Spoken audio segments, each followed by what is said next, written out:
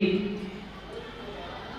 सबको यहाँ पे अभी पढ़वाया है, बड़ा अच्छा संचालन कर रहे थे हमारे कवि अमूल उषा नंदन जी, जो कि यूपी से चल के हम सबके बीच में आए। पहले तो इनका एक प्रयागराज, यूपी उत्तर प्रदेश प्रयागराज से एक बार जोरदार ताली से इनका स्वागत कीजिए। जो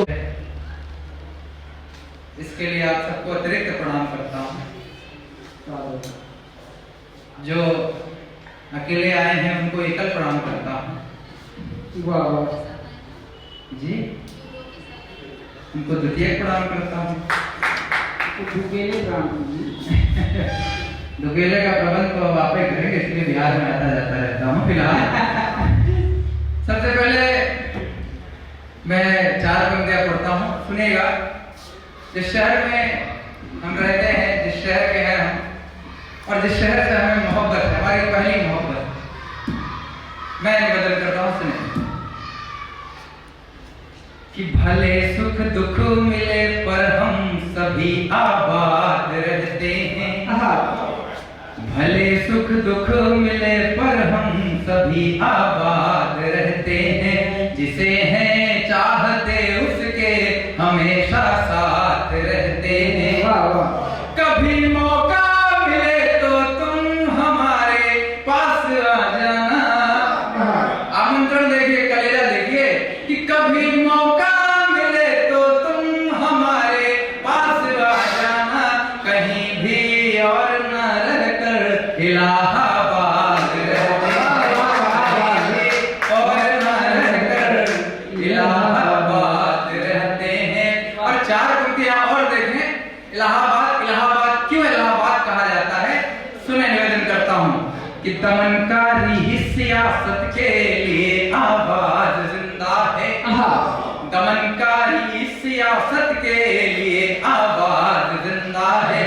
पुनः खालूं दिवाकर को वही परवाज जिंदा है। अनाचारी अधर्मी सभ्यता का नाश जो कर दे, अनाचारी अधर्मी सभ्यता का नाश जो कर दे, इलाहाबाद की माटी में वो आजाद जिंदा है। हिंदुस्तान की माटी में वो आजाद जिंदा है। बहुत जैसा कि नारी सशक्तिकरण के लिए, मातृशक्तियों के लिए सबने सुनाई, हम वो सुनाएंगे। एकदम मैंने कल्पना की कि भारतीय परंपरा में भारतीय नारी कैसी होनी चाहिए। मैं 4 पंक्तियां सुनाता हूँ और आप लोग देखें। निराला की वंशधनी पर पैदा हुआ एक बच्चा अगर कुछ अच्छा कह गया हो तो नहीं, रविशम तेज ललाट हो जिसका चक्षु पटल करवाई।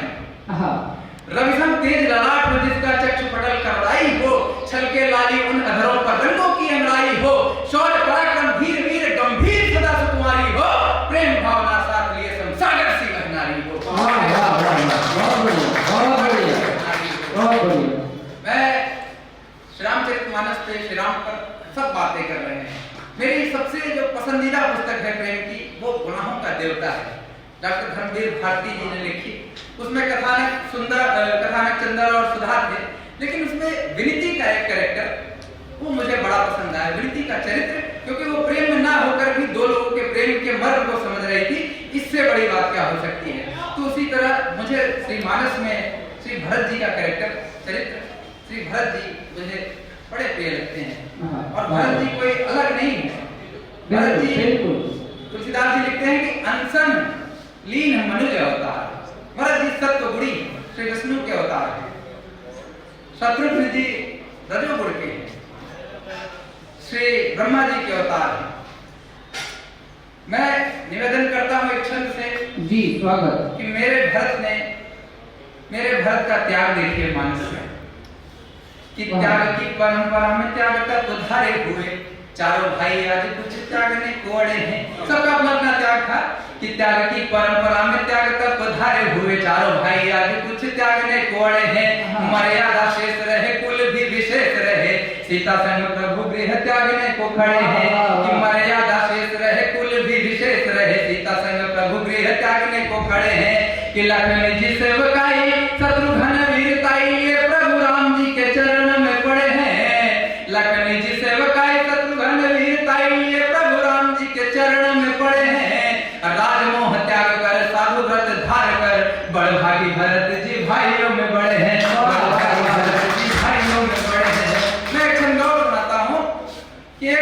श्री राम के वनवास चले जाने से मेरे भरत ने क्या खोया। मेरे रोए खड़े हो जाते हैं कि एक श्री राम के वनवास चले जाने से मेरे भरत ने क्या खोया। मैं एक एक पंक्तियों में निवेदन करता हूँ, सुनिएगा कि काल ने अकाल से ही खेल दिखलाया, जो कि देखते ही देखते दिखाई सब छूट गया। काल ने अकाल से ही खेल दिखलाया, जो कि देखते ही देखते दिखाई सब छूट गया। लेखनी प्रबल रही शारदे सबल रही, मिल गया वरदान माई सुख छूट गया। लेखनी प्रबल रही शारदे सबल रही, मिल गया वरदान माई सुख छूट गया। अब बालकों के खेल में जो विजय रथ हाँकते थे, बालकों के खेल में जो विजय रथ हाँकते थे, ऐसे सारथी से लड़काई सुख छूट गया। बालकों के खेल में जो विजय रथ हाँकते थे, ऐसे सारथी से लड़काई सुख छूट गया। अपूजनीय पूज्य रहे राम जी भरत जी के, दुख भोगी भरत से भाई सुख छूट गया। दुख भोगी भरत से भाई सुख छूट गया। बहुत बहुत स्वागत है। बहुत बढ़िया प्रोग्राम। आप सही समय पे आए, हम जल्दी शुरू हो गए जी। बैठिए, निवेदन करता हूँ। दरअसल क्या होता है कि जब फ्लो में होते हैं, जब कविता में होते हैं, तो आवागमन में थोड़ी सी बाध्यता होती है, लेकिन आपका आना मेरे लिए नहीं, अरे मुझे क्षमा करिए, मैं इसलिए नहीं कर रहा, इसलिए कहा मैंने जो पंक्ति सुनाई आप नहीं सुन पाएंगे। मैं फिर से निवेदन कर देता हूँ। मैंने कहा था कि भारतीय परंपरा में कि रवि सम तेज ललाट हो जिसका चक्षु पटल करदाई हो, रवि सम तेज ललाट हो जिसका चक्षु पटल करदाई हो, छल के लाली उन अधरों पर रंगों की अगलाई हो, शौर्य पराक्रम धीर वीर गंभीर सदा सुकुमारी हो, प्रेम भावना साथ लिए सब सागर सी रहनारी हो। वाह वाह, तो बहुत बढ़िया। क्योंकि समय सीमा मैं भी जानता हूँ, जैसा कि रश्मि ने कहा था कि मैं एक गीत सुनाऊंगा। अभी एक गीत कहीं ताजा लिखा और जिससे भी सुनाया, लेकिन मैं चाहता हूं कि आज मैं विद्यालय में गुरुओं की बात की जा रही है, तो मैं एक दो मुक्तक और सुनाऊंगा, एक गीत सुनाऊंगा, फिर मैं आदरणीय अध्यक्ष जी से निवेदन करूंगा, क्योंकि इन्होंने भी बहुत समय दिया है और इनका धैर्य मैं पढ़ूंगा। सुनिएगा कि किसी धुंधली हुई यादों के तुम किरदार जैसे हो, किसी धुंधली हुई यादों के तुम किरदार जैसे हो, पढ़े टेबल के नीचे पढ़ चुके अखबार जैसे हो। भले दुनिया ने तुमको शून्य माना पर यही सच है, भले दुनिया ने तुमको शून्य माना पर यही सच है, कलम उंगली में गराए तो तुम हथियार जैसे हो। क्योंकि अधूरे ख्वाब के किस्से मेरी आंखों में पलते हैं। 10 बाई 10 के कमरे में रहने वाले लड़के एक ही कुकर में दाल, उसी लोटे में चावल आलू डाल के दाल चावल चोखा बना लेने की जो कला है वो सिर्फ भारतीय परंपरा में है। तब निवेदन करता हूँ, सुनिएगा कि किसी धुंधली हुई यादों के तुम किरदार जैसे हो। सुने, अधूरे ख्वाब के किस्से मेरी आंखों में पलते हैं, कलम उनकी उंगलियों के इशारों पर ही चलते हैं।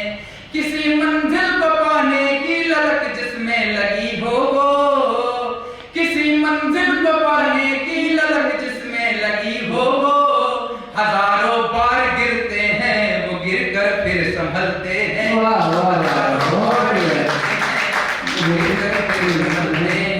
और मैं एक संस्मरण पढ़ रहा था, तो किसी ने लिखा है, पंडित रामलाल शर्मा जी ने लिखा है, किसी ने लिखा है, एक बार नेहरू जी संसद की सीढ़ियों पर जा रहे थे, लड़खड़ाए, उन्हें दिनकर जी ने संभाला और मजाक नहीं कहा कि राजनीति जब जब लड़खड़ाई है तो उसे कविता नहीं संभाला, उसे साहित्य नहीं संभाला है।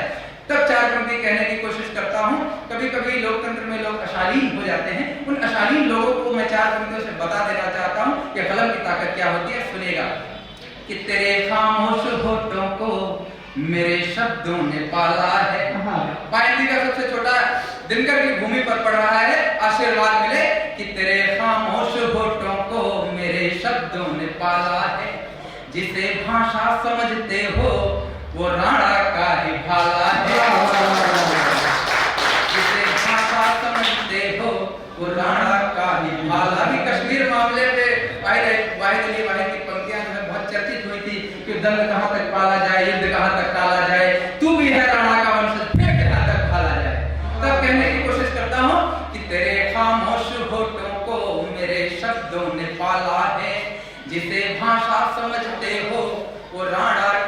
भाला है। जहन में कस के बांधो गांठ, सुन लो बात मेरी ये। आप सबकी तरफ से कि जहन में कस के बांधो गांठ, सुन लो बात मेरी ये। सियासत जब कभी पहली कलम ने भी संभाला।